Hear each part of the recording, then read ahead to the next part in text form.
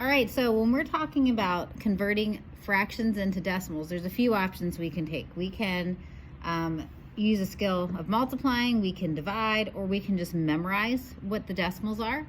So I'm going to give you an example here. So let's say that I have 3/5. Okay, I need to know what the decimal is for 3/5. So I could take what I know about 1/5. So if I memorize what 1/5 is, I could say, okay, 1/5, and let me see if you can see this. I know that 1/5 gets me 0.2. All right, so if I need 3 of those, I could do 0.2 times 3. So I could take 1/5 and just multiply it times 3. And with this one, I could do repeated addition if I wanted to. I could do 0.2 plus 0.2 plus 0.2. So if you're someone that's like, all right, well, I can do that. I know that 0.2 and 0.2 and 0.2 gets me something. I can add those up and get 0.6, and I know those look like Z's, but let's pretend they look like 2's.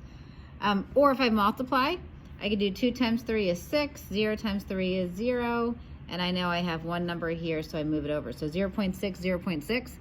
Or I could just sit there and memorize it, that 3/5 is 0.6. There's another way I could do it. I could divide. So if you're somebody that likes to divide, you might do something that looks like this. Now this is gonna look weird. Okay, I'm gonna put my 5 on the outside and my 3 on the inside. And that looks weird because my divisor here is larger than my dividend. But when I divide a decimal or a fraction, I have to do something in the inside. I take my 3 and I'm gonna put a decimal and I'm gonna add 3 zeros. Okay?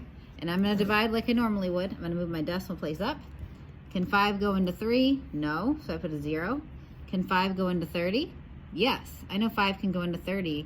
Well, I know 5 times 5 is 25. 5 times 6 is 30. Ooh, 30 exactly. So I'm going to put a 6 here. 6 times my 5 gets me 30. I'm going to subtract. I'm going to get a 0. I'll bring down my next 0. Can 5 go into 0? No. Can 5 go to 0? No. So I get the same answer. So 3/5, any way you do it, memorizing, dividing, multiplying, repeated addition, you get 0.6. So these are a couple strategies you can use whenever you're dealing with fractions and decimals.